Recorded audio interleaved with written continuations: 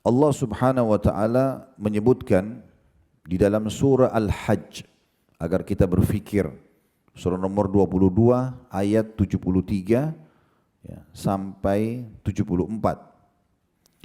Ayat ini setiap kali saya baca, subhanallah, saya merasa merenung lagi ya, bagaimana dahsyatnya Allah memberikan contoh ini agar jangan lagi menyeru selain Allah. Pergi dukun, pakai jimat, minta-minta pada jin yang tidak masuk akal. Ya. Allah Subhanahu wa taala mengatakan dalam surah Al-Hajj surah nomor 22 ayat 73 sampai 74, ya ayuhan nas duriba mathalun fastami'u lah. Wahai manusia, telah diberikan perumpamaan, semua manusia diajak berfikir dari suku manapun, ya, laki-laki dan perempuan, muda dan tua, muslim atau bukan orang muslim. Allah Al-Quran mengajak berbicara, Allah mengajak kita berpikir semuanya. Hai sekalian manusia, telah diberikan perumpamaan, dengarkan baik-baik, renungi baik-baik. Innal ladzina tad'una min dunillahi la yakhluqu dzubaban walau ijtama'u lah. Semua yang kalian seru selain Allah, patung, dewa, pohon, bintang, apa saja, mereka tidak akan pernah bisa. Perhatikan bahasa Arab situ ada la yakhluq. Dalam bahasa Arab itu ada tiga kata yang bisa dipakai untuk mengatakan tidak. Ada la saja, itu artinya tidak. Ada lam sama mim, dibaca lam, tidak pernah. Ada lam sama nun, lan, artinya tidak akan pernah. Allah gunakan lan di sini. La yakhluqu dzubaban walau ijtama'u lah. Mereka tidak akan pernah bisa menciptakan seekor lalat walaupun mereka berkumpul semuanya. Seluruh jin dan manusia bersatu, tidak usah terlalu jauh-jauh sana. Kita aja di ruangan sini mau ciptakan seekor lalat tidak bakal bisa. Ya. Lalu kata Allah, wa iyaslubhumudz dzubabu syai'an la yastanqidhuhu min. Kalau lalat itu curi sesuatu dari mereka, mereka tidak mampu mengambilnya kembali. Ini kita punya segelas susu, datang lalat ambil setetes susu lalu dia terbang. Kita bisa kejar, kita bisa ambil kembali. Nggak, Allah bilang kalau lalat curi sesuatu dari mereka, mereka tidak bisa mengambilnya kembali. Da'ufat talib wal matlub. Sungguh lemah yang meminta dan yang diminta itu. Ya. Untuk apa? Supaya suami sayang pergi dukun, lintas alam. Untuk apa? Itu kan lintas alam. Minta tolong sama jin. Jin aja nggak nampak sama kita. Bawa fotonya supaya dia suka. Kenapa? Kenapa nggak pakai alam manusia?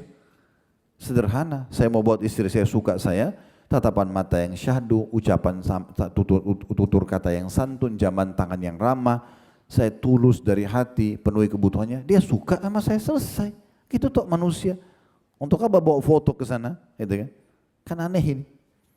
Kadang-kadang ditipu, bayar mahal lagi, bawa kertas yang tidak jelas, yang penting bahasa Arab.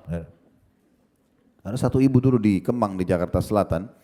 Saya habis cerita tentang ini, dia datang keluar di pengajian lalu kasih saya, Ustaz, apa ini Ustaz? Dipakai kayak map kecil warna biru, begitu dibuka dalamnya ada kertas fotokopian, bayarnya 5 juta lagi. Ini Ustaz, saya tanya ini untuk apa Bu? Katanya orang itu kasih saya supaya saya tidak cerai sama suami, supaya hidup saya bahagia. Kertas, apa hubungannya? Hah?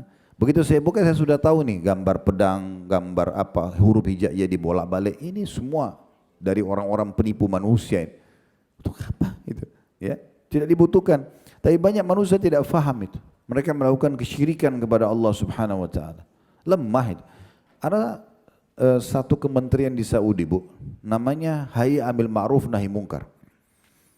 Khusus mereka menegakkan, menyuruh pada ma'ruf dan melarang kemungkaran. Salah satu tugasnya mereka menangkap dukun-dukun. Subhanallah, saya pernah lihat cuplikan beberapa masyayikh yang ditugaskan sebagai pimpinan mereka.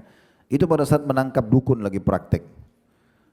Sebelum, itu kan kalau dukun kepergok, kalau di Saudi ya, karena hukum Islam berlaku. Kalau kepergok lagi praktek, itu dipenggal. Hukum mati. Karena menjalankan sabda Nabi SAW, haddus sahir darbatun bis saif, hukuman penyihir dipenggal lehernya. Kedapatan kepergok selesai. Maka sebelum dia dihukum mati, disuruh praktek. Bagaimana kau minta tolong sama syaitanmu itu? Dia pakai baju merah, dari kepala sampai kaki. Saya lihat sendiri tuh bajunya kainnya merah, semua tertutup, cuma matanya yang kelihatan. Laki-laki ini ya. Sampai ke kaki, kemudian dia pecut dirinya dengan cambuk kuda itu. Dia bilang kalau saya sudah pecut-pecut sambil panggil setannya itu ya, siapapun namanya gitu, cambuk-cambuk, dia panggil apa gitu. Di Indonesia kan ada namanya, di negara-negara lain ada namanya, Indonesia apa gondoruo lah, apa tuyul segala macam.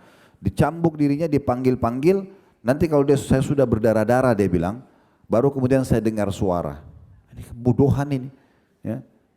Allah tidak butuh semua itu, tinggal wudu, ya, hadap kiblat, alhamdulillah, wassalatu wassalamu rasulillah, Allah sembuhin penyakit saya, mudahin urusan saya, gampang, nggak sakitin badan, nggak repot, nggak libatin orang, ya. Sampai Aisyah mengatakan radhiyallahu anha, minta, ya, beliau nukil dari sabda Nabi SAW, mintalah kepada Allah segala sesuatunya, sampai tali sendal kalian. Minta. Dan Nabi SAW mengatakan memang dalam hadis begitu. Minta. Para sahabat itu dalam riwayat Umar bin Khattab kalau sendalnya putus angkat tangan ke langit. Ya Allah, sendal saya putus